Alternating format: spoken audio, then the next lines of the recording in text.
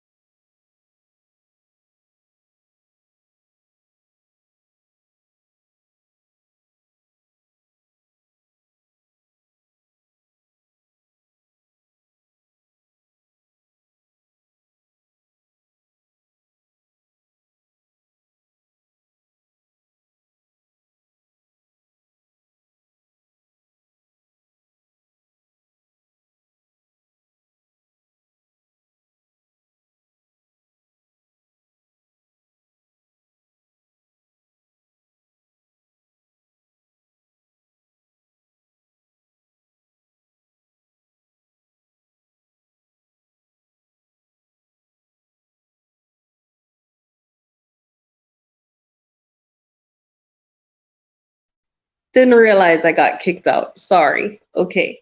So yeah, so I just wanted to run down to put it out there that we are doing the grand opening. I know there are a lot of people who are here in Tanzania who's been asking about the grand opening. But this life specifically, we're trying to raise some funds to get everything in order. For hey, Think Pink Coffee, how are you? Yeah, so we're trying to raise some funds. It's 30 days away, but you'd be very surprised at how quickly the time can run up on us. So we are still doing the raffle. So go to starlinesale.com. You can get the raffle or exodushouse.com for the raffle. So $25 is a 7-day stay in a 1-bedroom with 2 guests, I think. Yeah. And then for the $50 ticket, you get a 14-day stay in the master bedroom for 3 guests. And for the $100 ticket, you get a 30-day stay in the 2-bedroom family suite for up to 5 people, right? Yeah, so how are things going out there? I mean, I know it's winding down. A lot of people are making their exit plans. A lot of people are packing. A lot of people are trying to get their ducks in a row and everything in order to come here. You know, but some of the things that I think you should try to get before you leave is you want to carry a battery pack. I talked about it before, but I don't, a lot of people come here and they don't, they can't deal with a power outage. How are you getting around it? I don't have a generator, and you might not necessarily find a place that has a generator. So you want power banks. The Halo power bank is pretty good. So you might want to invest in that. You might want to also get the dual SIM cell phone that is unlocked. Don't get it from a company that says it's unlocked. Get it from like Amazon or somewhere. Don't even buy the Best Buy unlocked because it's not going to work for you. But you need a dual SIM cell phone. So I'm trying to think, because a lot of people come and there are lots of questions still on how to find a place, So there's Zoom Tanzania, there's Gigi.com. I'm sorry, there's Gigi Tanzania. There are many places that you can look. Zoom Tanzania is on the higher end of places that you can hunt. There are Dalalis that you can connect with. But I've had, everyone that I've spoken to who has had the experience with Dalalis, a lot of them are being fleeced and a lot of people are being taken advantage of. I do have a lady that can assist people. She's on my payroll, so she can assist you as the go-between between the Dalali, so that you have a Tanzanian speaking person as opposed to getting gypped and conned every step of the way. So, just some of the things you have to be mindful of when you are coming. Right. So in any event, so we're shamelessly asking for donations. I'm going to put the link in here because we would like to have a pretty nice celebration. It's going to be Juneteenth. Let me just go ahead and do that here. And that's the link to the contribution page. If you'd like to go ahead, I asked for a $25 contribution. So pretty much the house is finished. We're like semi-furnished. We're not totally furnished. We still need some furnishings. We still need some beds. We still need the children's play yard. We want to cover one of the areas in sand. We still need quite a bit of things.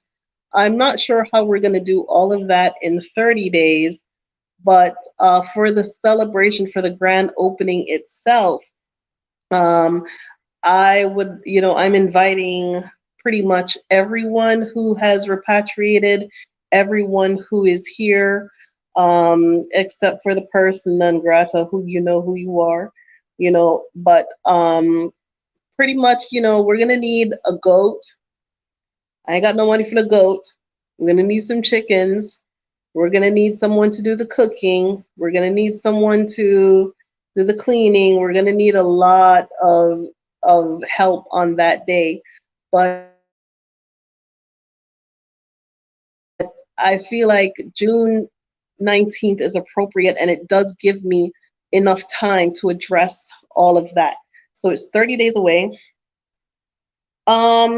Ajin, use that link that I just put above, the product grand opening contribution.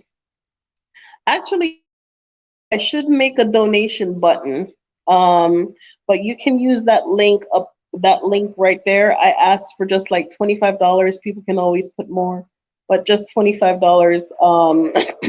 And you can always use Cash App, right? But if I'm going to get a goat, I'm going to have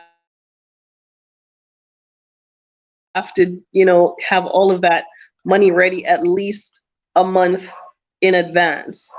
I'm going to have to book the date for the person to come and prepare the goat a month in advance. I'm going to have to get all of the arrangements ahead. So I went to go find out some information about that and have someone do the cooking and all of that stuff. And in addition to furnishing the house and getting curtains, it's a lot. So little by little, we're getting there. We're not quite there yet, but we're not where we used to be. And for that, I am tremendously grateful. I hear a lot of people, say I'm an inspiration, and watching my story unfold. But more than anything, I have to tell you all that I'm so grateful for all of the contributions, all of the donations, all of the emails, all of this. I look at the house and that's what I see. I don't see like, oh, it's the fruit of my work. I see all of the people who have said, okay, I'll donate, I'll adopt a window, or I'll donate to this, or I'll donate to that. So I'm so grateful and appreciative of everyone who has seen the project from the beginning to say, okay, let's help her to get her to where she needs to go.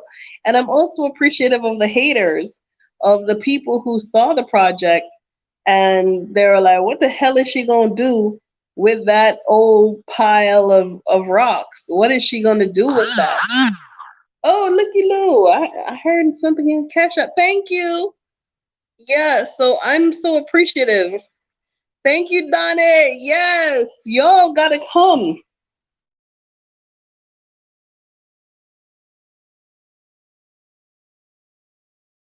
You want my email address. Donnie, you're one of the first contacts I had to that project when I just started.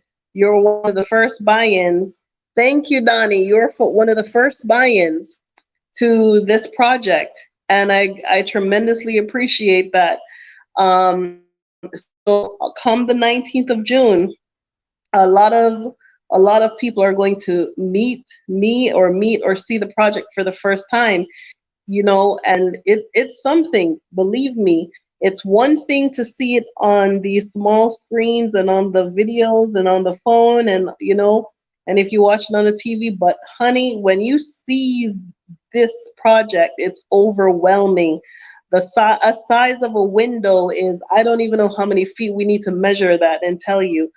It's huge. It is a massive house. These little videos or whatnot doesn't do it justice. It is a massive, massive undertaking. So little by little, each of you have, contributed so much to us moving forward to where we are, where we can say, okay, somebody won a raffle, we can accommodate them for 30 days. We can put a bed in somewhere that we can put somebody to stay somewhere if they need 2 3 days till they figure it out.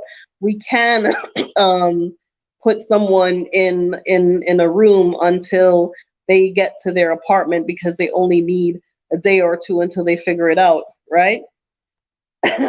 Thank you, Donnie. Yes. Yes, Zadina. Those of you who are in DAR, come through. Come through if you have the time. Some people have been coming during the daytime to just see, what the project is about. I know some people wanted to come to make sure I'm real and I'm alive and I'm a real person and see the project up close.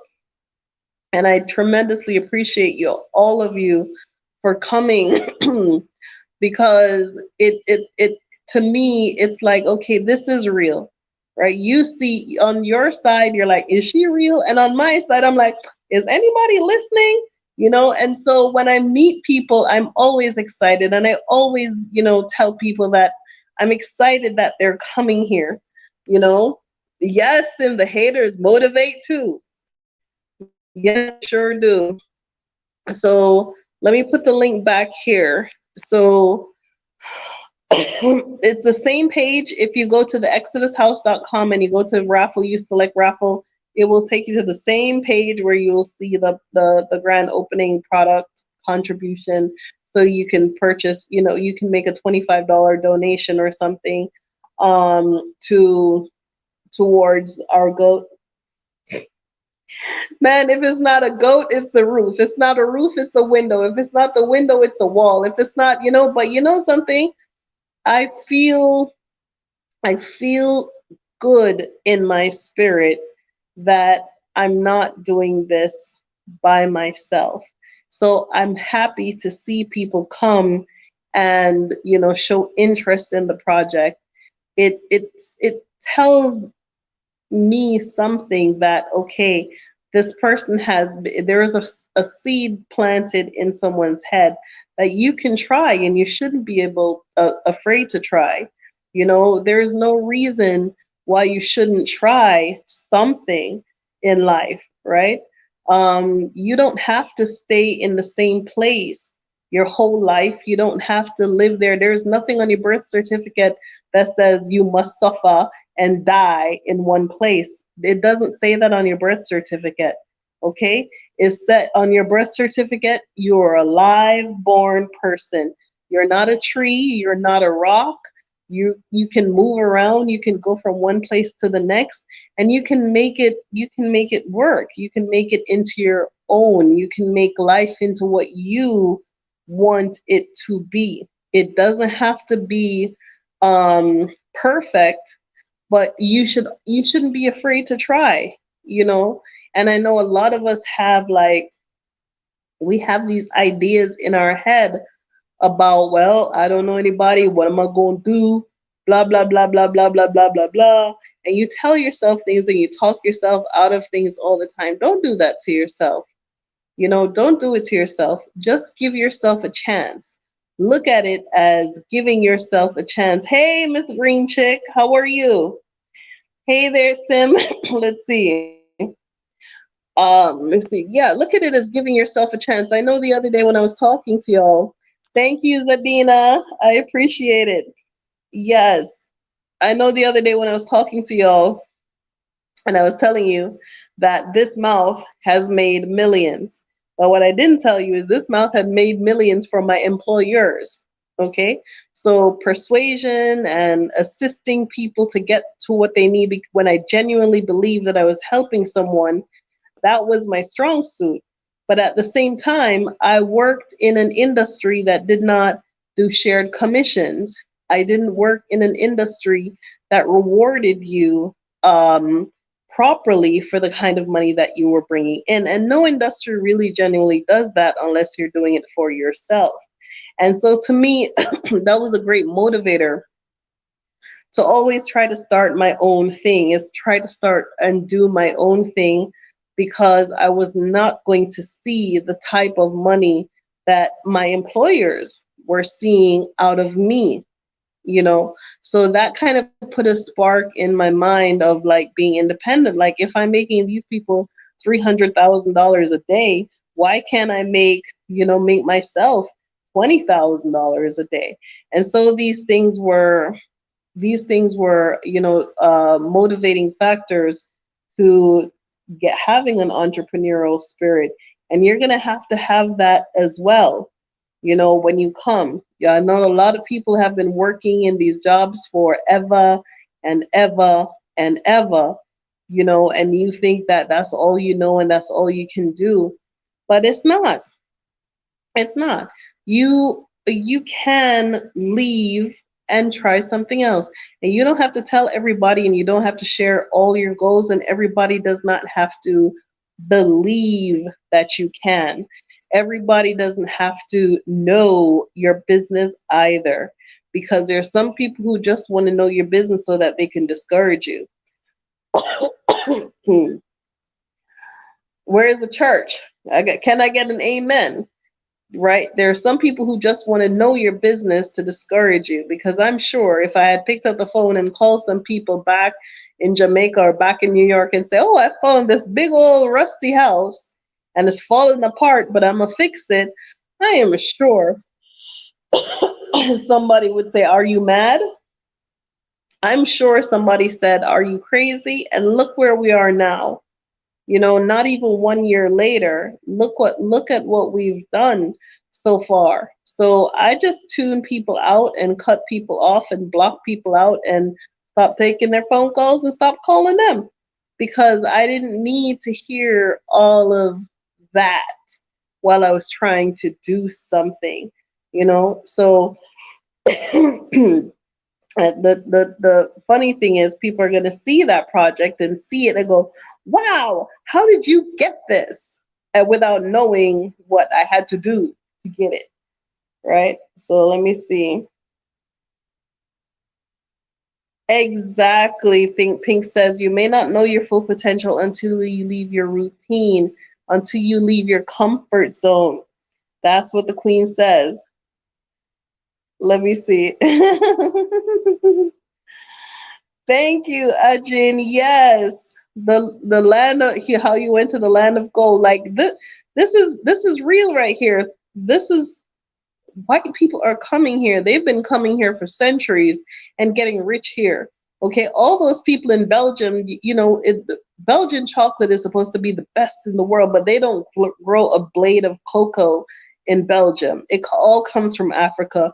It all comes from the Congo. It comes from West Africa. They've been coming here, the best diamond cutters in the world are in Antwerp, but they don't have any diamond mines in Antwerp. What does that say to you?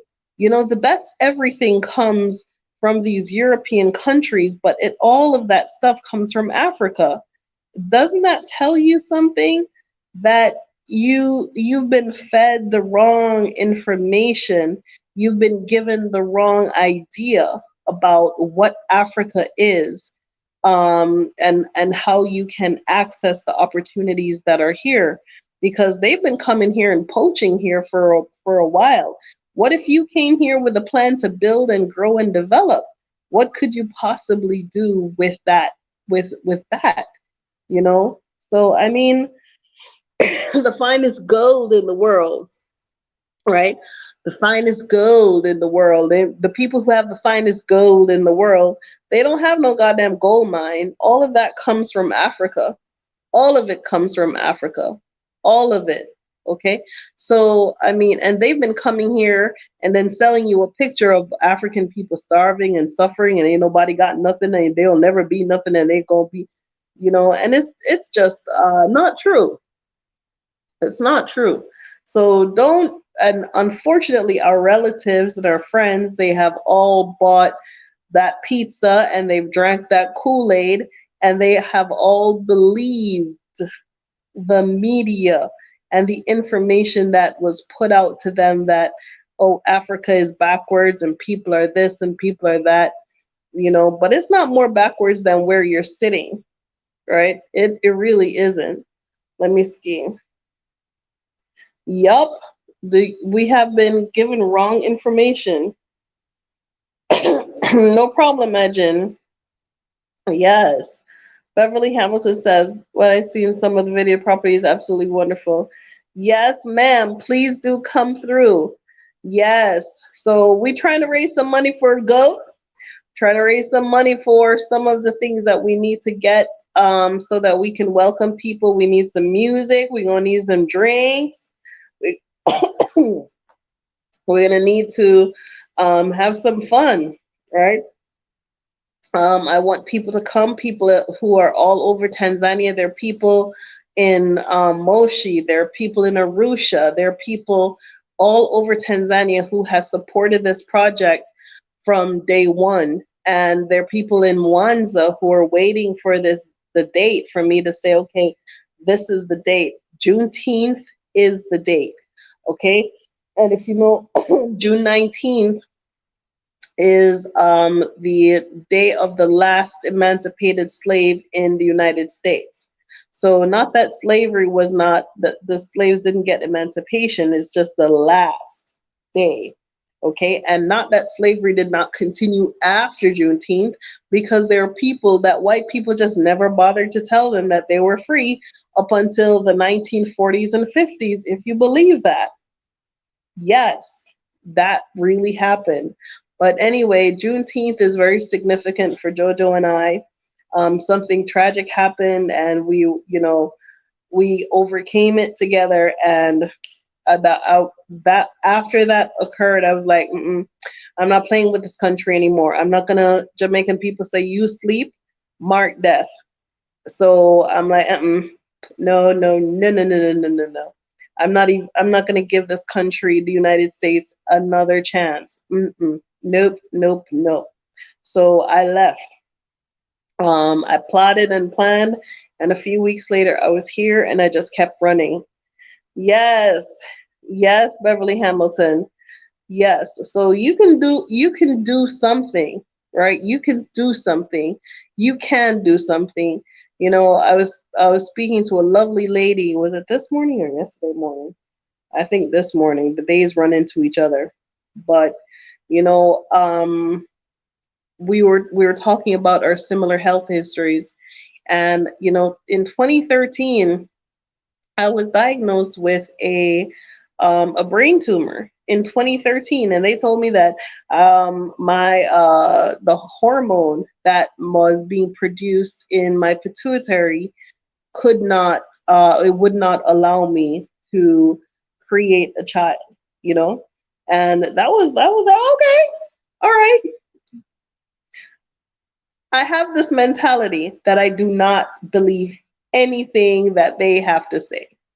Your education puts you in a position that you feel like you know everything, okay? But I know my body better.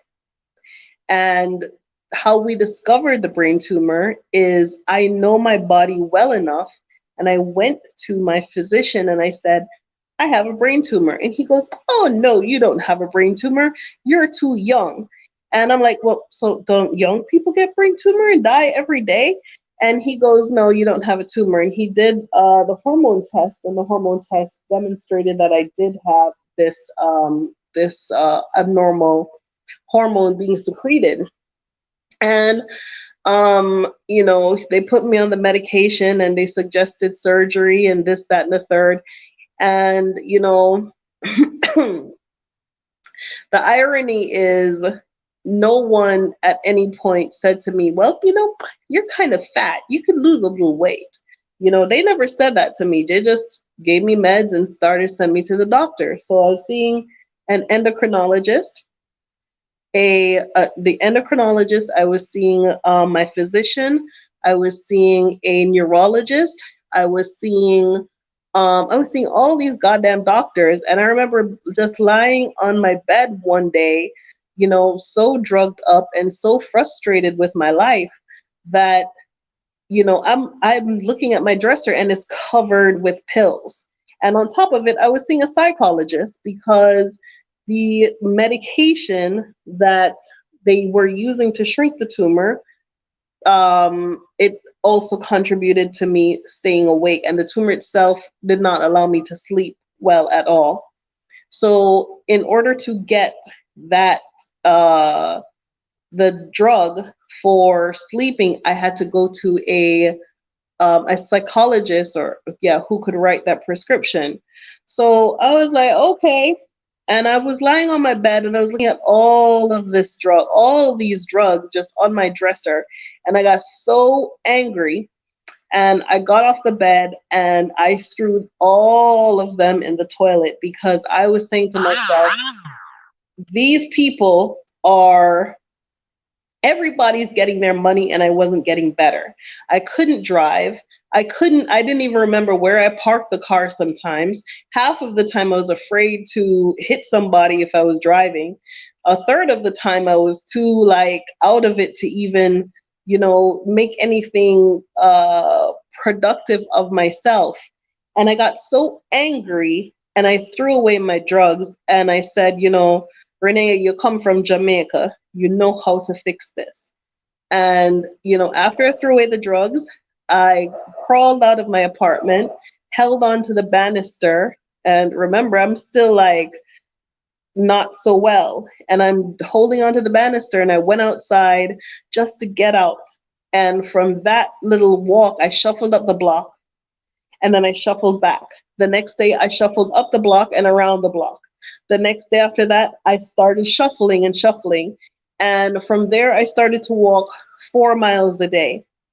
And there were very few things that I could purchase. So I put myself on a chemical diet. I stopped wearing deodorant. I stopped using, I didn't get my nails done. I didn't put chemicals in my hair. I stopped putting things on my skin if I didn't know what was in it. I was only using shea butter. I stopped drinking soda. I stopped drinking anything that I didn't make or create for myself. I stopped consuming those things. And it became a very expensive lifestyle. And I became so upset. Like, how is it that, it's more expensive to live a minimalist life than it is to eat all of the salt and grease?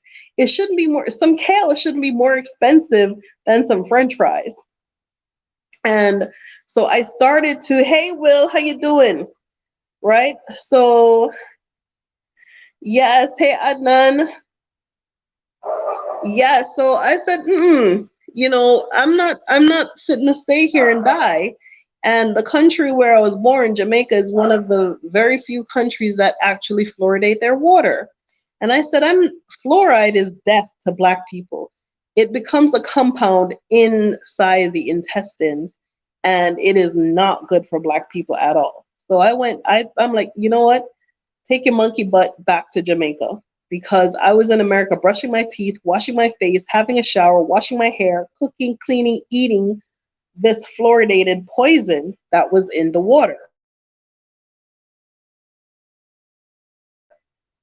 So I went back to Jamaica and I did nothing but eat. I ate everything I saw. Ate carrots, okra. Breakfast was papaya and pineapples. I didn't, didn't eat bread, didn't eat any of that stuff. Right? That was breakfast, and I lost a bunch of weight just by eating and taking care of myself. And within 6 months of being in Jamaica, here comes JoJo.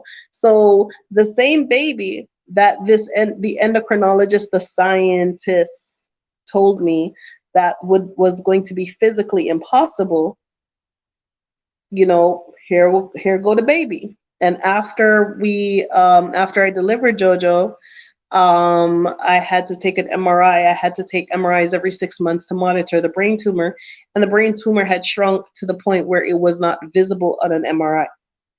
Okay, and I'm saying all of that to say this: that your environment,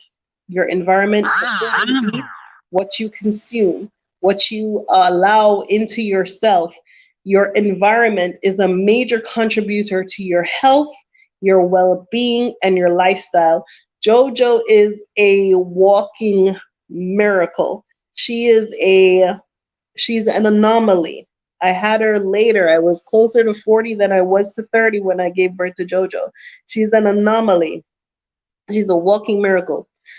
She's confusion to science, and she confuses me a lot too, right? But let me tell you this: that you can take care of yourself. You can take care of your life. Know your body. Understand what it is that you're dealing with in your environment, with the water, with the food, and everything. And I didn't remember that story until I was talking to the lady earlier, because we had a similar background in our medical, histories. And 90% of mine was stress. Okay.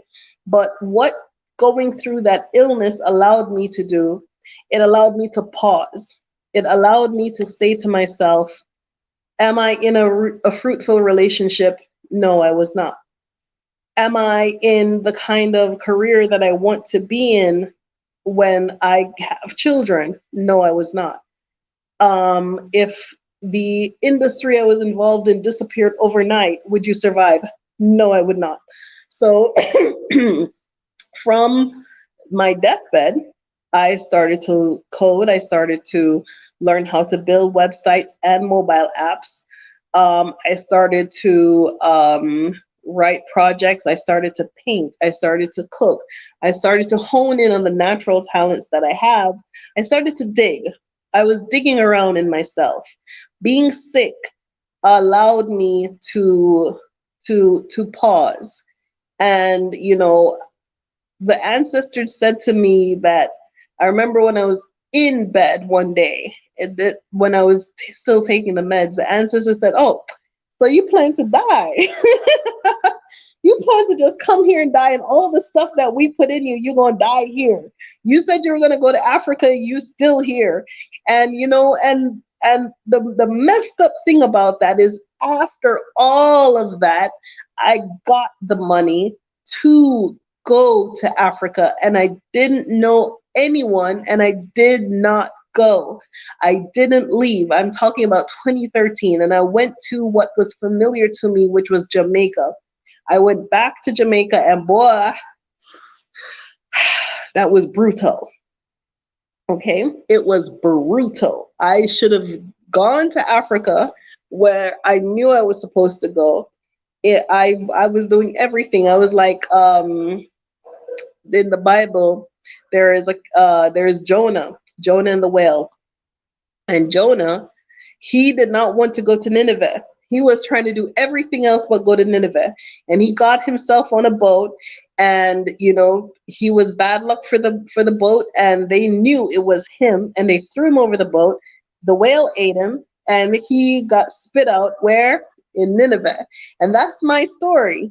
Is after all of that, I still didn't go to Africa. I still didn't do what I was supposed to do. I was like, I don't know nobody. I don't know where. What am I gonna go to Ghana? I'm good. Where? Africa? Where? I even got the dream that told me where to go in Africa, and I was like, no, I don't know. I don't know anyone there. You know, what? I was so pro African. And so the video that I did, like my first 40 days, 30 days were better than my last 30 years in America. That video was real because I knew I should have left ages ago, and I did not leave, and I sat there, and for the first month I kept I had so much guilt in my myself that I cannot believe that I knew better and I knew what I was supposed to do and I didn't do it, and I sat there all that time and I wasted my youth and my beauty and everything about me. I wasted it in that crap hole country that didn't appreciate me, that kicked me around and pulled me down and stressed me out and gave me all different kinds of problems. And here comes all these storms. These storms that happened, they just washed me around. I was like Jonah. And then I went into the belly of the whale, and it was dark, and it was sad, and it was very bad. And I'm like, okay, all right, now let me just get on out because I know I'm supposed to go. And I left, right? I'm left. So I left. So some of you see this journey and you don't even understand the struggle. The struggle, half of the struggle was in my own head. Okay? So this is why, to me, it is important for someone who is repatriating that on this repatriation journey, that someone, that I will hold your hand, I will help you, I will show you what to do, I will help you, because I know intimately and personally and devastatingly what it is like to be afraid, to sit there and go, well, I don't know nobody, what am I gonna do? I don't know how am I gonna do it. It's very difficult, and this is why I want to be a friend to people who are coming, because I know where they're coming from. And it's a very, very important thing to repatriate that blood. It is the blood of your ancestors in you that is telling you that you need to go. It is a spiritual thing that is driving you towards leaving and returning to Africa. It is more than just changing location. It's not no trip. If you need a trip, go to Miami. I'm here for the people who are looking to repatriate or can reconnect with their roots. And at this point, it really doesn't matter where in the continent you end up. Okay, as long as you're on this soil, you are home. Let me see.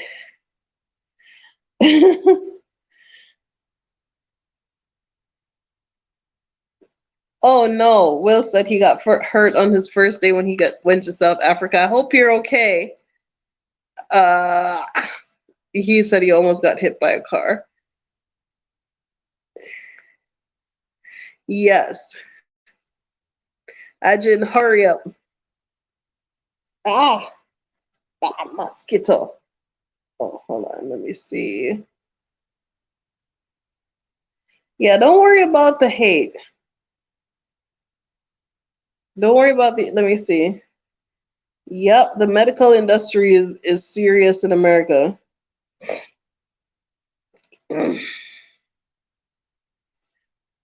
Yes. So, okay. So Adnan says something very important.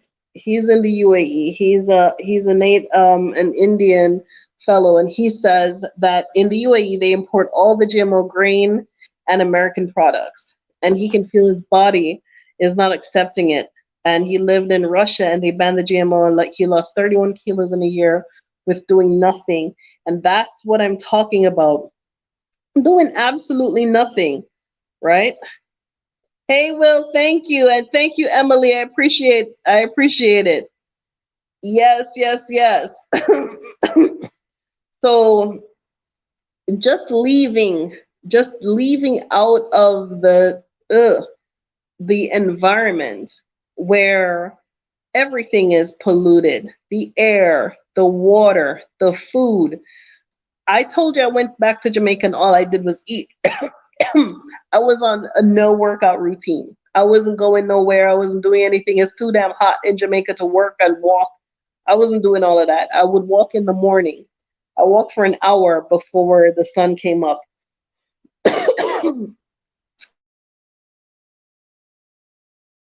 That's all I did. But the heat and the food and everything really changed my entire physicality. So if you're struggling with something, if you're struggling with some kind of underlying issue, man, just take a detour, even if it's to just come somewhere and eat, refresh yourself, recharge yourself. The food quality is here, the water quality is better, the air quality is better. Anything that you could do to improve your quality of life, your humanity, that's what you need to do. You're a living, breathing human being. Your skin is alive, your hair is alive, every part of you is alive, and you're looking for life. That's what your body needs, life.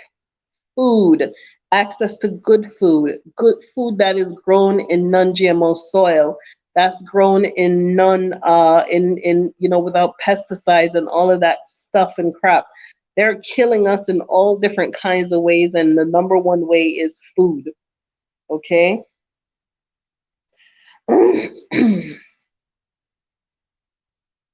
Yes, Adnan. Let me see. Fear is ignorance of the unknown, but to survive, you must eliminate fear. Yes, absolutely. Absolutely. So fear, like they said, false evidence appearing real. Some fear is necessary and some is unrealistic, right? When you come here, you will see there are a lot of people walking around. There are a lot of people strutting around here, healthy, happy, and living a good quality life. And when you first come here, you're going to feel kind of like, isn't there a global pandemic with lockdown where everybody's supposed to be locked in their houses and wearing masks and gloves and glasses and hats? When you come here and everyone is walking around and people are fine and people are healthy and people are looking good, you're going to ask yourself a lot of questions. You're going to really ask yourself, was that necessary? Was all that they were putting everyone through on the other side of the world, was that necessary? It is going to be a shock for you.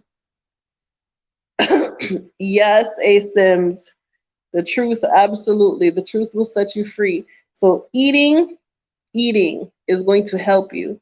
What you eat, what you consume, the water, everything about being on that side of the world. It doesn't matter if COVID-19 is here too. It's here. It's here. But you have a better chance of survival and taking better care of yourself in an environment that has a more natural things. And I say it every time I talk to you so you can get a better picture and a clear understanding of why I'm promoting this. I haven't, I've been here for 9 months, I have not had anything out of a can. Okay? Nothing out of a can. You go to the can aisle in the supermarket, it's empty. You go to the market, it's packed with people. You go to the fish market to try to buy fish, wretched mosquito. To try to buy fish, there's a line. Okay? You go to try to buy any kind of fresh fruit or produce, there is a crowd. So what does that tell you? You don't, these people are not depending on canned foods. They're not depending on foreign goods. They're not depending on that kind of stuff to have a healthy and happy lifestyle, right? And they're living their life outdoors. Meanwhile, half of us in the other side of the world are in lockdown. Hey, Cass, how are you? Let me see. Let me just go through these comments here. Something about us that they hate.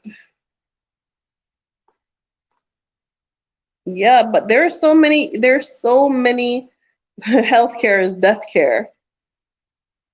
Yes, but healthcare is death care. I like that. But you know what? In addition to eating, the environment, just the kind of stresses that you have to deal with, it's completely different here. The kind of stresses, but the first thing, the key though is entrepreneurship. The key is starting a business, setting up a business, and finding a way to do things that are profitable for you. I found a lot of my hidden talents when I was sick. I had the opportunity to pause, and I know a lot of you who are in your, lockdown situation, you have had the opportunity to experiment with things and play with things and find new skills. Think outside the box. Think what it is that you can do, that you can bring here. Learn new talents. If you don't have it, go get it. Learn new talents, learn new things that you can use to get yourself to where you need to be. But let me not forget, we are shamelessly fundraising. Yeah. We are shamelessly fundraising because we are doing a grand opening on the 19th of June, on Juneteenth. We need a goat. We need some things. Okay. We need to do all of these things ahead of time to make sure that we're not telling people to come on June 19th and we don't have anything to feed them, because it may, I mean, seriously, with all of that goes into this project, you would be very surprised of how money goes like that. We're still furnishing. We're in need of 3 beds now, which is good. We went from needing 7 beds to 3. We still need only 1 air conditioner. So that's good. We need 2 air conditioners. We went from needing 6 air conditioners to 2. So there are 2 rooms that don't have air conditioners in them yet. What else? But we tiled all the floors in all the bathroom floors are tiled. So we're finished with the construction, like the heavy stuff inside the house. Yeah, so yeah, we still need mosquito nets. But yeah, so we went, we still don't have a dining room table. We have a dining room table. We have my little patio table that I had on my balcony. I moved that and brought it down there.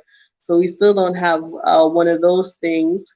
And a couple of little things, but it's an ongoing project. I don't expect it to be like done in one shot. And a lot of people have contributed tremendously to the project. So where we think we would be, we're not, meaning like we're finished. This is a finished project. The project is finished. We're just now at furnishings. We have, and the finality of it too. So, so we're getting there. We don't have any curtains. So I want to keep the curtain situation very light. It's near the ocean. The moisture from the air coming in is going to add tremendously to the to the mustiness. So I don't want like heavy curtains. I want very light curtains, maybe something similar to what I have here in my living room. So and instead of doing two panels, I'll just do sorry, that's annoying. I'll just do one panel. Let's see.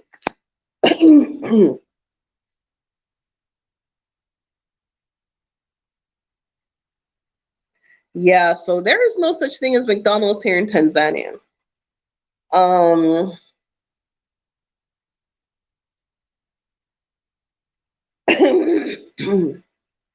yes, Ajin, let me see. Yeah, they're sending GMO, but not. But ASIM says they're sending money GMO food to Africa, and Africa is sending organic food abroad to other countries. Not all African countries, though. GMO foods are banned here in Tanzania. There are certain substances that are banned. So there are foods that you will get here. It will say one thing on the bag, but it will taste different.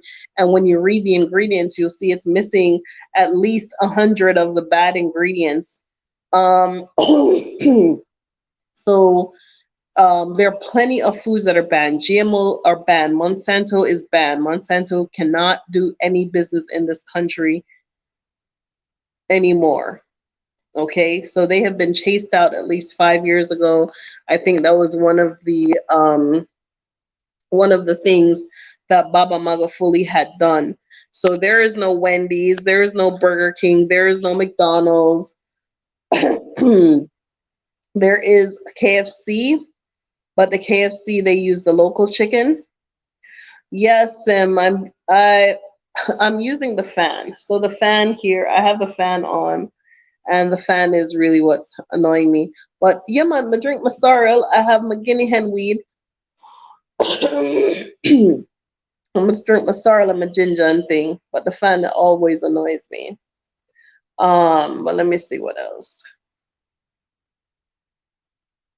Yeah. Okay. So yeah, so we are shamelessly trying to raise some funds to buy some of the things that we need for our grand opening. Grand opening is happening the 19th of June on Juneteenth, and we are going to be filming the grand opening. So I want to document everything that we have been doing so far because it has been a really, really long journey. And I want to also show a complete picture of where we were from last year and where we are this year. And so I think filming the grand opening is going to be, yeah, soursop. I have some bush right out, the soursop plant, I have it right out there.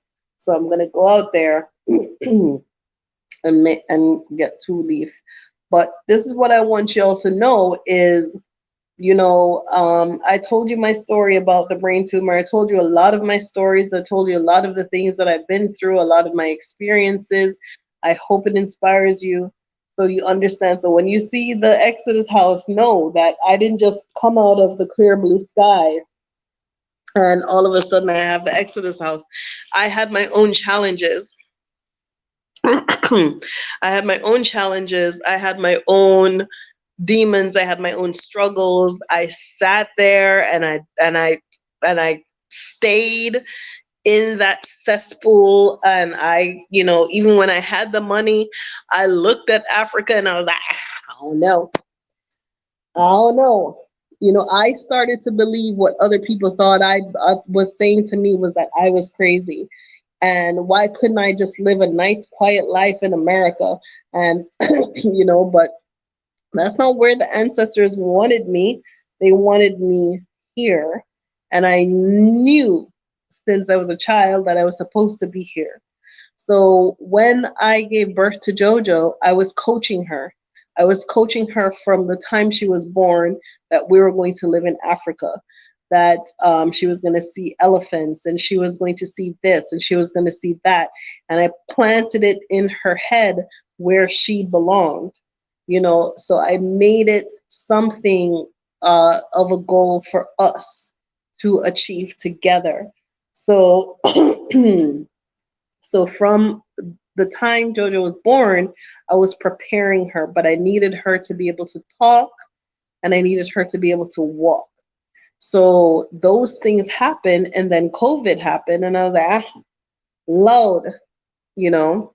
Yeah, it's just a little allergy right here because of this fan. Yeah.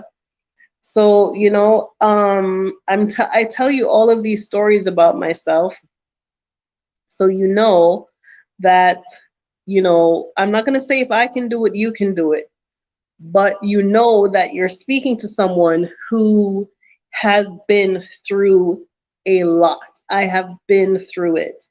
And you should look at your challenges and see how you can manage those challenges and still achieve your goal. Because that was the key for me is I know that I was being challenged, but I was keeping sight of the goal and I was still working towards it and stepping towards it, right? Yes, and that's one of the things about me is my struggles. He says my struggles are a blessing. I have this motto, it's my personal motto, that my stumbling blocks are my stepping stones. So whenever things fall out of place, I look at the leverage of how I could leverage that into an opportunity. That is my mentality. So no matter what it is that comes, I'm going to climb it. No matter what is thrown in my way, I'm going to climb over it. I'm going to go through it. I'm going to go around it. That's just how my brain works.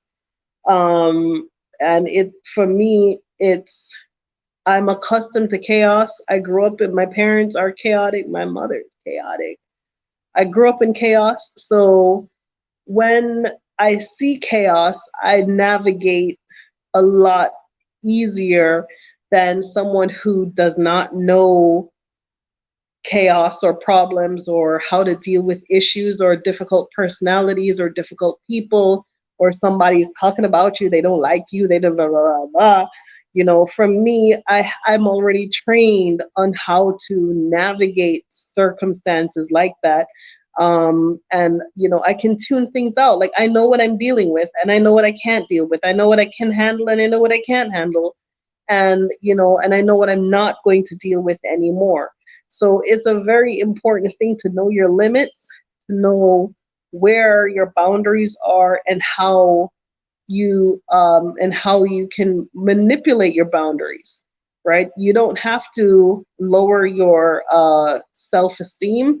You don't have to lower yourself to the level of other people, but sometimes you can manipulate your own boundaries to say, okay, I can do this for 2 days. I can do this for 3 days. I can deal with this. I can sleep on the floor for a week or two. You have to manipulate your boundaries to say, instead of saying, well, that's beneath me, I'll never do it. Well, I got to do it. I'm going to do it for 2-3 days and it's going to be it. Like the hotel I was in a suite, and then we moved from this, we were in a villa when we just came, and I moved from the villa to a hotel, and I had into a room at the same property, and I had something like I think 17 pieces of luggage. I had a ton of luggage. And I looked at the room and I was like, there is no way in hell I'm going to survive in this hotel room with all this luggage, this baby, and in school at the same time, looking for a house and all of this. But I had to keep my mind clear, like, oh, I'm in Africa. I could do this for a week or two. I don't live in this hotel. I'm just in the hotel. I don't live here. I'm looking for a house. So, so you have to speak to yourself sometimes to to calm yourself down, to manipulate yourself, to, to try to find ways to make yourself happy and contented and navigate any situation that you have going on that might not be what you would want to deal with, right? Thank you, Beverly. Yep. Ajin, beautiful. Beautiful. Ajin says he was working the night shift for 3 years on a 15-minute lunch break when the ancestor spoke and said, go to Africa. Of course. Thank you. Thank you, Sim. Yes. So you have to tell yourself things. You have to manipulate yourself. You have to, because trust and believe that if you don't manipulate yourself, other people will manipulate you. Okay? People will manipulate you to get you to do what they want you to do. Okay?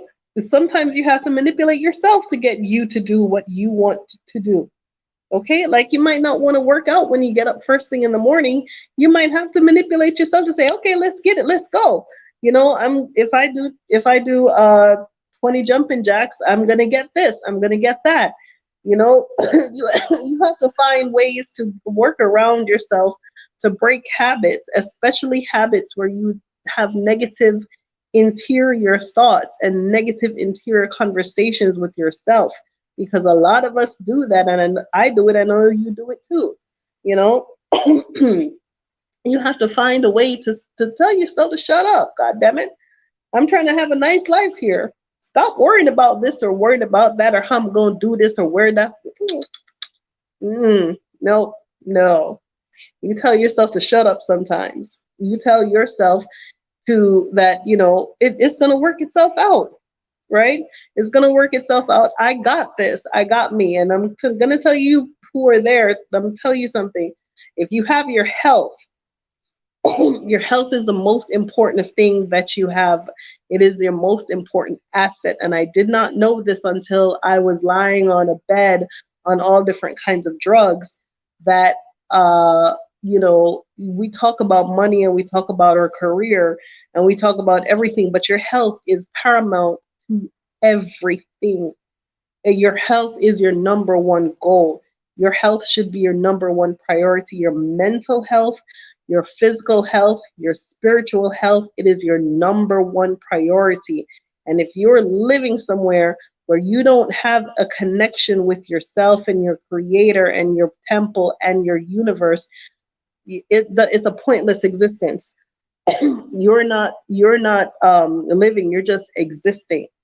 Okay, so your health, taking care of yourself, being happy inward into yourself, being able to hear birds singing or listening to grasshoppers chirping or listening to the wind rustle the trees or to the ocean or something, and feel joy in that, or looking at a child or looking at nature and feel joy in your heart. If you're living a lifestyle that you cannot connect to the creation that is around you to say, well, this plant is beautiful, and thank God God created it for me, and thank God I got eyes to see it, and thank God I got ears to hear the birds singing, and thank God for this moment for the wind is blowing through the trees so I could feel it. If you can't find that inside of you, you're not living a happy life. It don't matter how much money you have in the bank. It doesn't matter how many cars you have or how many houses you have. But if you are not connecting with the universe around you, you're living a very deprived life. Do you know why? Because there is beauty in everything. There is beauty in all the creation around you. Everything that is here was put here for your enjoyment. Every tree, every bird, every plant, every human being was put here for you to enjoy them physically, mentally, hearing them, seeing them, laughing with them, touching them. All of that is a part of your health and well-being. And if you're in an environment where all you can think about is you're going to get shot and killed, honey, you need to run. That place is not for you. It's not for you. If all you can think about is when I get in my car and drive down the street, something's going to happen to me, well, you're living a half life. Okay. Yes, Beverly, you got to speak to yourself. You got to talk to yourself too. Don't let nobody tell you you're crazy for talking to yourself. You better talk to yourself. If you don't talk to yourself, who's going to talk to you? You better talk to you. You better talk to you, and you better know you better know yourself. You better know yourself very well, because there are people who will know you for you. They will tell you what to do. They will tell you when to come. They will tell you where to go. They will study you and take advantage of you and manipulate you. So you better know yourself. You better know who you are and what you stand for, and where you go and where you don't go. You have to know these things, and you have to say, well, hey, Renee, we don't do this. No, Renee, we don't. No, mm-mm. You understand? You have to talk to yourself. You have to remind yourself who you belong to. Am I a product of God's creation? For this somebody to try to take me into an idiot, turn me an idiot? No, no. Am I my father's child? Yes. So why this fool think that they could do this? Exactly. So you have to talk to yourself. You really do. Don't let nobody tell you nothing that you think you're crazy as hell. Yeah, it's okay. You talk to you. You talk to you, and you get your mind right, and you get your act right, and you drive out the voice in your head that is not good for you or productive for you, or talking negative to you, or telling you all the bad things. And he's cheating. You know he's cheating. You know what he's doing, right? You know, you gotta shut up. How you know that? You have to talk to yourself. You have to talk to yourself and correct your mind and correct your thoughts and correct. You have to correct yourself. No one can come in there and fix you but you. I can't come in there and fix you. And if you are not right for yourself, you're not right for other people, and you sure as hell ain't gonna be right for Africa. That is true. Because when you get here, you're going to have to be selfless. You're going to have to talk nice to people. And if you are practicing talking negatively to yourself and talking negatively to others, you're not going to be able to navigate this. So if you're not a nice person to begin with, don't expect nice things to happen to you. So start with being nice to you. Start with talking to you nice. Okay? Start talking. Oh, Renee, you look nice today. Yes, I do. Renee, your skin all nice and bright. Yes, it is. Renee, you look happy. Yes, I am. Talk to yourself. What's wrong with talking to yourself? Yes, and talk to the other self. Absolutely. Let me see. In the garden, a mature tree. Yes, Adnan, I will. I will plant some orange tree. Yes. Talk to yourself. Talk nice to yourself. Talk nice to yourself, and don't and reprimand yourself too. Like, really, why'd you do that? I don't know. Well, stop doing dumb stuff. Okay. I know you people watching this like, that girl, she's kind of crazy. She's off her rockers. Yes, yes. Let me see what's going on over here in the comments section. Yeah, and yeah, speak nice to yourself. Take care of yourself. Take care of your health. Take care of your friends. Take care of your family. And it's okay if people don't see your dreams. If people don't see what your plans are, it's not their job to see what's inside of your head. It's your job to show them what's inside of your head. Okay, and you don't get it by talking. Okay, so if you know somebody's going to trample on your goals, or they can't see, or they're not the kind of people who you can sell an idea to, don't sell them nothing. Sell them air. Tell them the things that they want to hear, or the things they want to talk about. All they want to talk about is shoes. Talk about shoes for 5 whole minutes and then move on with your life. But do not sell them the deep stuff, and you want to change your life, and you want to do this, and you want to start this business. And I was researching something, and I found this idea that I would like to go and invest in Africa. And that this person is only as deep as some shoes. They can't go all the way down with you, but you want to drag them down there because you want to open their eyes. You will never open their eyes. You know who they are. Leave them alone. They want to talk about shoes, talk about shoes.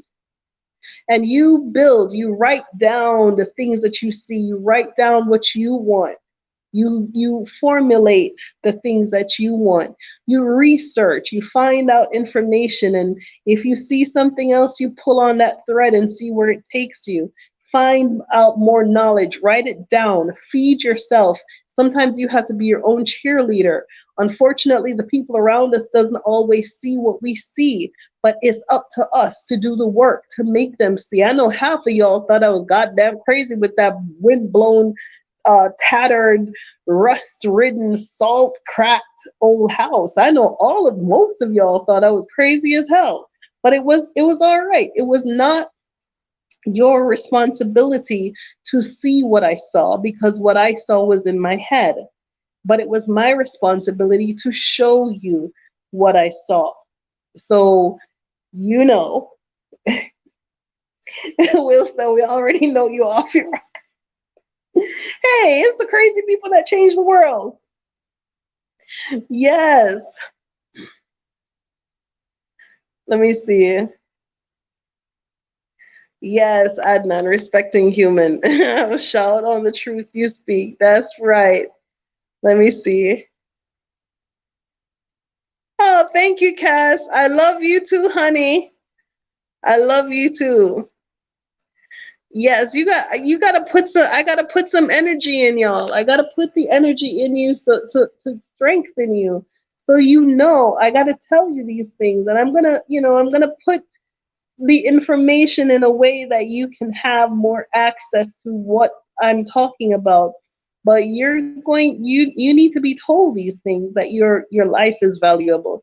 You need to be told these things, that there is a whole other universe with new friends who will support you, with new people who will love you, with a whole new universe waiting for you somewhere else. Okay, it's not always where you born, where you supposed to end up. And you have to you have to give that a chance, right? But don't be like me. Don't be like me. Sat down in America like, I don't know nobody in no Africa. What I'm gonna do? But on top of that, you know someone in Africa. You know me. You have somewhere to stay in Africa. You have the Exodus house. Even if you decide that Tanzania is not for you, it is a place to start, to say, okay, I've done some research, and I'm now branching out to see what else is out there, what else is available to me. It's a good springboard to come and learn and understand the process of Africa. Okay. And the reason why I say the process of Africa is once you go to a third world country, an all black third world country, excuse me, you will get a feel for how things are done. It's not always, what's the word? Kosher. Okay. It's not always perfect, but it gets done.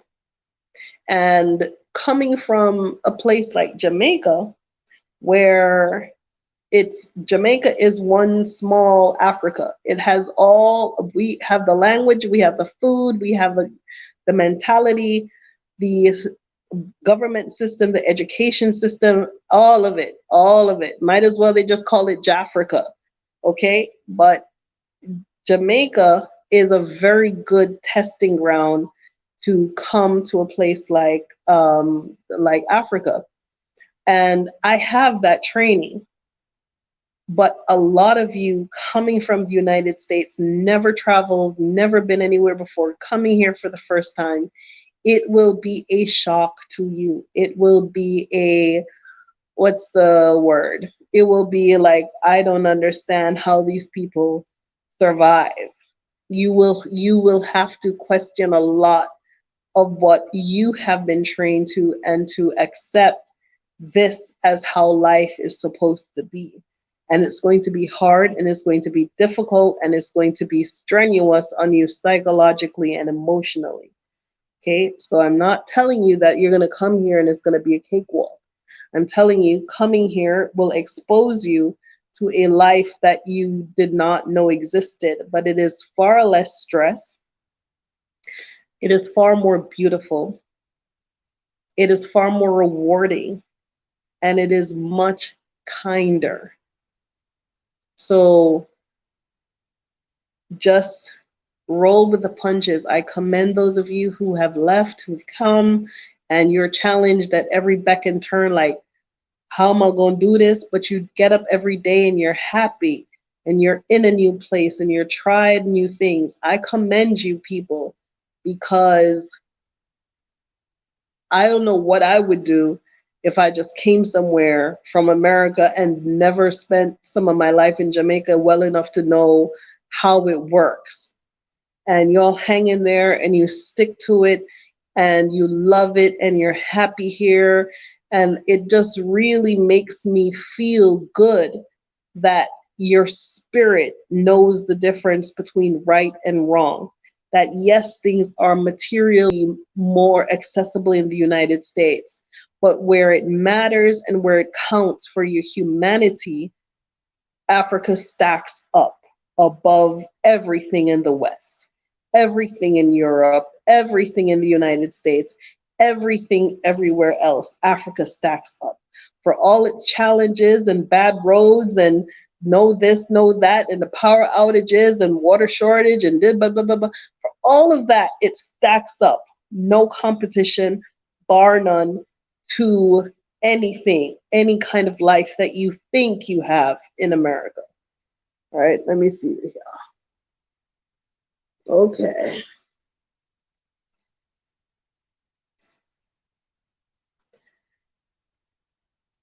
Let me see. Correcting self is a discipline. Absolutely, Beverly. Crazy dreamers are the only hope for humanity. Exactly. If you don't support yourself, who will support you? Yes. Will John says, it was a culture shock. It sure is. It will be a culture shock. And I've seen people who have spent their whole life in the United States. They come here and they're washing their clothes with their hands, and I'm like, okay, go. Me, probably I wouldn't do that. They walk everywhere. I'm like, I wouldn't do that, but they do it, and they are happy, and they are whole, and they're contented, and they are they're pleased about themselves. And I'm not saying it's beneath me. I'm just saying that I did it already in my life. There's a time in my life when I had to wash clothes with my hands. I didn't like it. There was a time when I had to walk everywhere. I didn't like it. There was a time when I had to take public transportation in a third world country. I didn't like it. Okay, and I did it, and I sucked it up when I had to do it, and I don't like it very much. But there are people who have never left the States. They come here and they're like, they just get on it. They're like, okay, this is the party I'm at. I ain't got no washing machine. I'm gonna wash with my hands. I need clean clothes. They got over it real quick, right? And I commend those people. Let me see.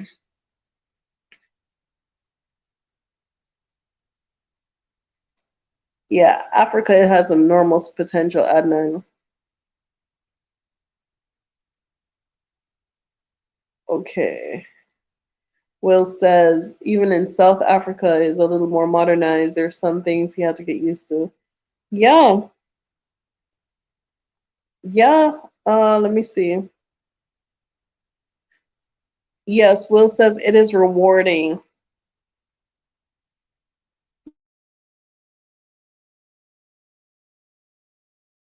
Yes, let me see. Sim says, Jamaica is starting to become Jamaica is a little America. Yes. Yeah, Jamaica is a Jamaica is a little America. That's why that party wasn't working out for me. Jamaica is a little America. Them cough, Jamaica vomit. The America sneeze, Jamaica catch the cold. Um they're so Americanized culturally everywhere. And I didn't see it as somewhere that I wanted to raise JoJo. If I wanted to raise Jamaica became a place um, where might as well I had was raising JoJo in the middle of South Beach, Miami. It just or the Bronx or something.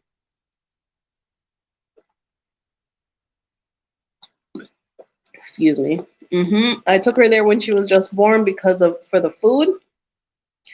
Um, but no, Jamaica is a very, very little America. Let me see.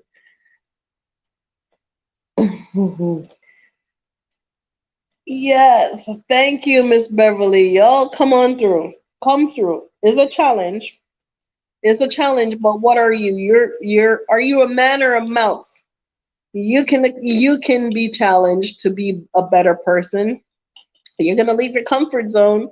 You're gonna leave your auntie and your nana. You're gonna leave your dog.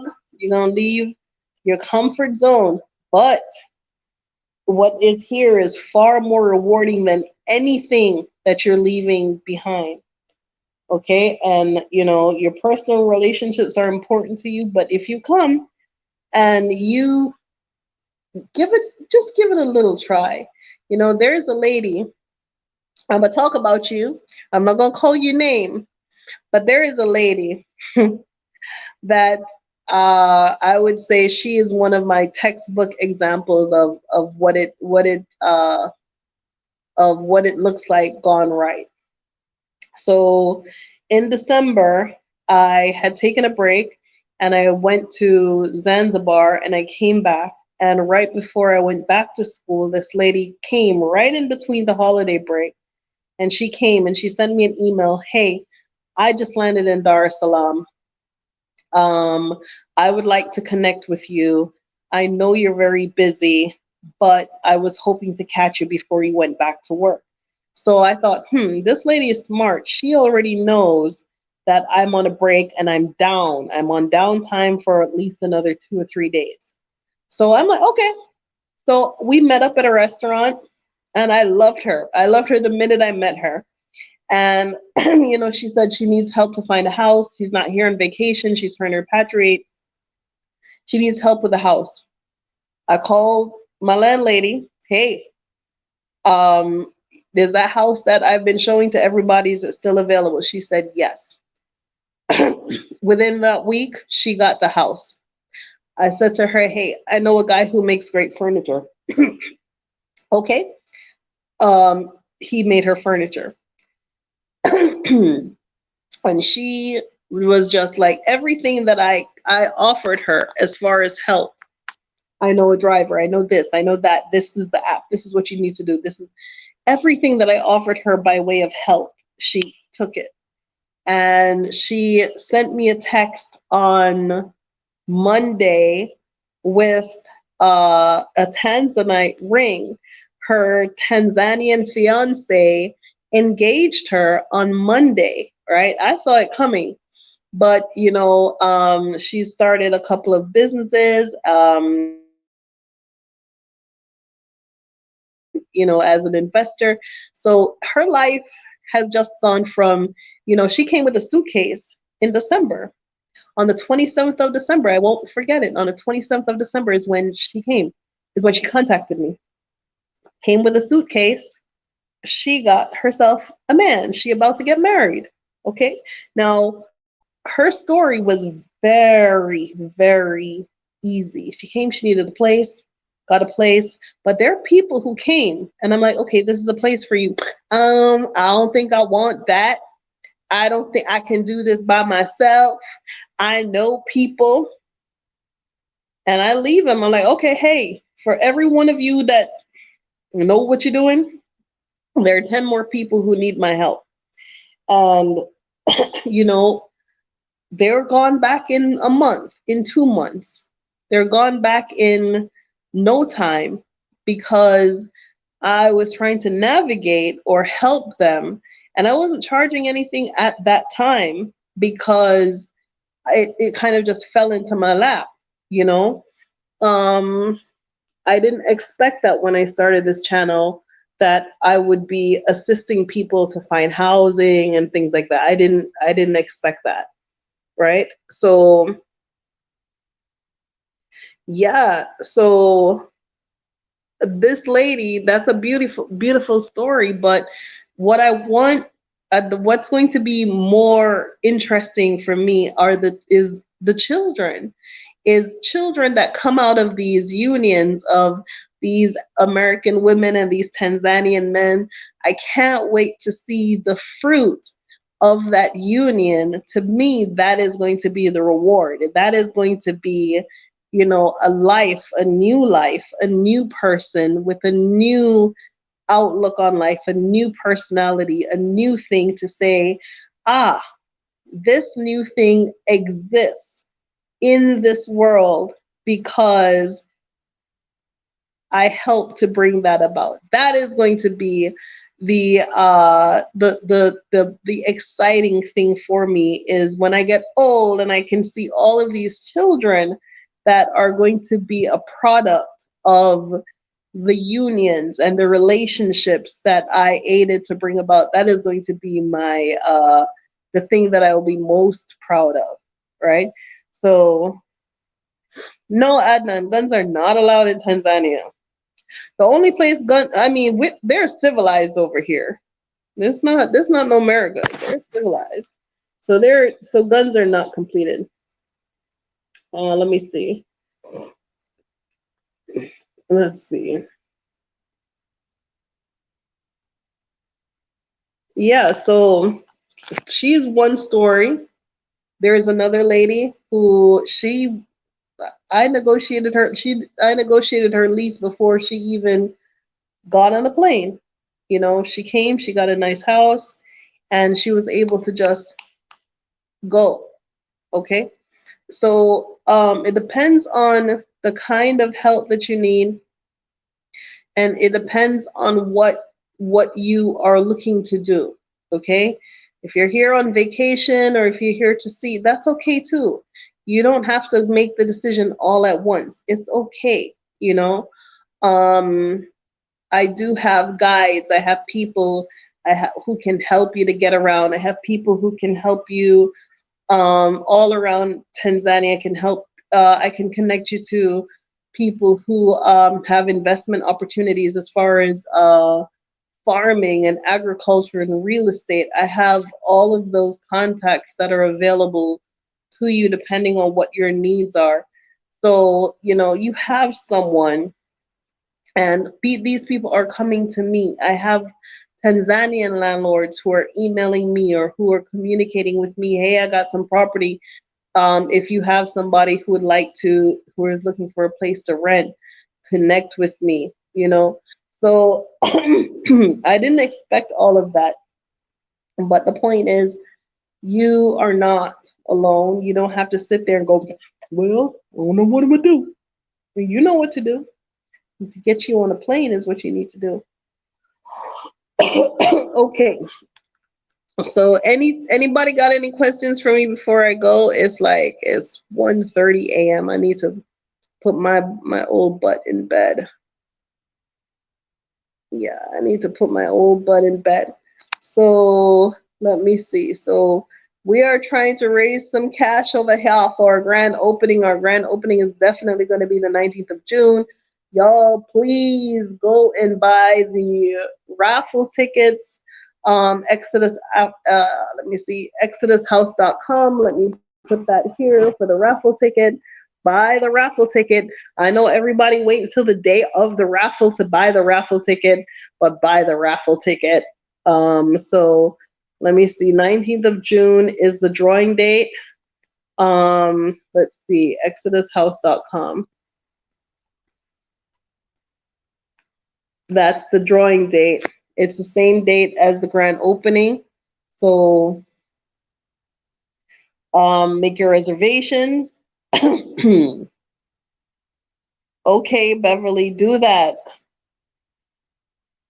Adnan says he was lost.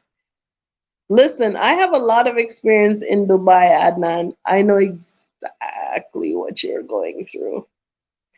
It's not a very natural environment to be in. Dubai is, what's the word? Is glass, steel, concrete, high tech, fast, fast and everything. Yeah. Will, who not old? I'm as old as the hills. No, I'm as young. Thank you, Will. I'm young. I'm young. Yeah, but I've been through a lot. Yes. Yeah, so I know what you're going through, Adnan. I emailed you or responded to your email. Just let me know when you would like to get together and we can talk some more about what you're looking to do. Okay? Um, Dubai has its merits, but it's not a place to live and raise a family and the kind of holistic lifestyle that you're looking for. It ain't it. Let's see. Okay. Oh.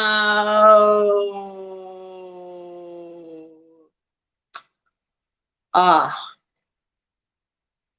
I understand, Adnan. But the other thing, on the other side of that um, is if you test negative, but and you're not routing from India. So the flights are coming from India, but there isn't necessarily what I mean. It depends on your last date in India too. If it, how was it the last 90 days? No. Yeah. Okay, did you try Fujairah or Ras Al like Ras Al Khaimah is really good. Fujairah, let me see. Have you gone out to Fujairah? Because there's a lot of green and nice stuff out there too. And let me think. Sharjah, they have a lot of farms and green stuff out in Sharjah.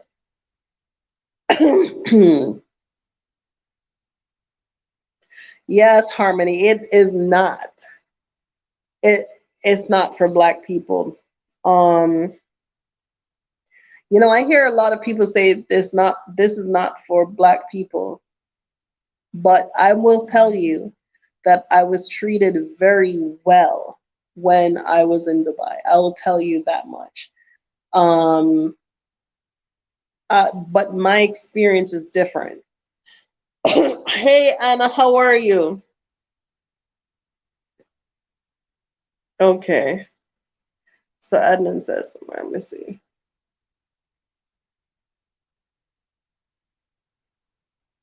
Okay, so at Alden, how it works is you win the raffle. When you win the raffle, you choose when you can come. You choose when you can come. You choose how long you want to stay. Let me see how many Clark says until you need something. Oh, that's a good one. She's right. Harmony Clark says, because I said I was treated well. And she said, until you need something. This is this is this is true. This is true. But I was there in the age of the dinosaur. Um, but Jamaican people, it's a don't know who to frighten. I'm not saying that nobody would take advantage of me. I'm just saying, um, oh, Lord, my old butt's tired. Let me see. Non-GMO meat, Adnan. Okay, so it depends, Adnan, what you want to do, you email me, you communicate with me because there are plenty of people, there are plenty of opportunities. Like Tanzania is amazing. Tanzania is like it's one of those places that you wish you knew about before. Tanzania has a lot of investment opportunity. It has a beautiful, beautiful, beautiful landscape. It's huge. Everything is beautiful. Oh, yes. Oh, yeah. So that part, Harmony, were you coming from the States? So yeah, when you go to the police, even I have a Nigerian friend who was there as well, and he had a car accident. And the way it is in Dubai, they can pay the police to say you were it was you were at fault. You know, you almost cannot get any justice. I've heard that before. Yeah. So yeah. Yes, Harmony. That's a fact. That's undisputed. I was treated nicely, but I didn't really need much of too much. And yeah. And it's not really it's a cutthroat place. It's not really an easy place to navigate either. Okay. So I am going to run. Anybody got any questions for me before I go? I am still shamelessly fundraising, y'all. Go to the exodushouse.com, buy your raffle tickets, make your reservation, make a donation. Um, okay, for the raffle, yes, go to exodushouse.com. Um, ah, yes. Let me see. Ajahn says. So that's the link. Look at the link. Look at the link where my name is Ajahn. You'll see it. Yeah. So yeah, Parade's not a local. Yeah, you versus an Emirati. But it wasn't always like that though. It wasn't always like that. It wasn't. Um, Around the time of the recession, right before the recession, they weren't like that. I don't know, the discrimination and the racism comes out as I don't know, but it as time went on, but it was not always like that. Okay. All right. So that's for the raffle ticket. Y'all make your reservation, raffle, um, donate some coins. When you go to the Exodus House website, you're going to see raffle at the top. When you select that, you will go to the page where you can purchase the raffle ticket. Okay. Hey Anna. All right. So I am going to run. Yeah. Oh gosh, the recession was brutal. The recession, eh. So that makes you pretty young, Adnan. The recession, the world has not been the same since that recession, and now they're good. Now it's just this other thing, this COVID-19 lockdown. Forget them. Okay, y'all. Thank you so much. Thank you, Will. All right, Adnan, you're young and good. Okay, so take care, y'all. I hope the things that I said to you makes sense for you. I hope it gets into your consciousness. Um, but I'm gonna get better at getting information out to you rather than lives. In videos. There are other content that I can give you so you could play things over and over and over and over again, and help you to navigate out of whatever the circumstances that you're going through. But I hope me telling you some of these stories about my life gives you a perspective on what to expect. Okay. So I know you might see this house and like, oh, see this lady do this house, but it's been a long journey. And I'm looking over my shoulder like, all I had to do was come. That's all I had to do. I ran the other way. I was like Jonah, running the other way and got battered and bruised by the storm, you know, and still ended up in Africa and still ended up doing what I thought I was supposed to do, which is making a way for people to return. Okay, y'all. All right. I will see y'all soon. Thank you so much for watching. Bye-bye.